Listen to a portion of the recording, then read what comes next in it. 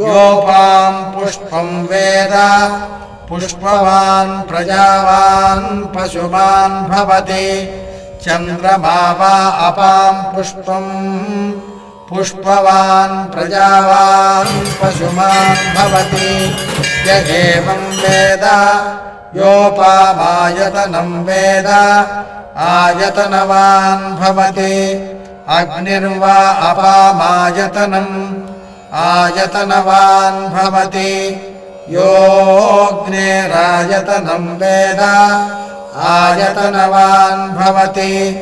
आपो वा अग्निरायतनम् आयतनवान् भवति।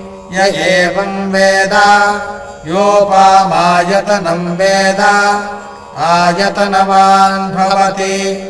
वायुर्वा अपामायतनम् आयतनवान् भवति। यो वायोरायतनं वेद आयतनवान् भवति। आपो वै वायोरायतनम् आयतनवान् भवति।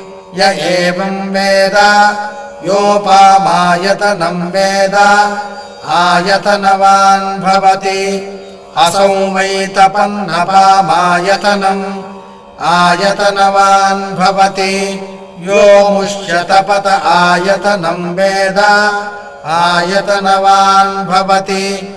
आपो वा अमुष्यतपत आयतनम् आयतनवान् भवति। य एवं वेद योपामायतनं वेद आयतनवान् भवति। चन्द्रमा वा अपामायतनम् आयतनवान् भवति। यश्चन्द्रमस आयतनं वेद।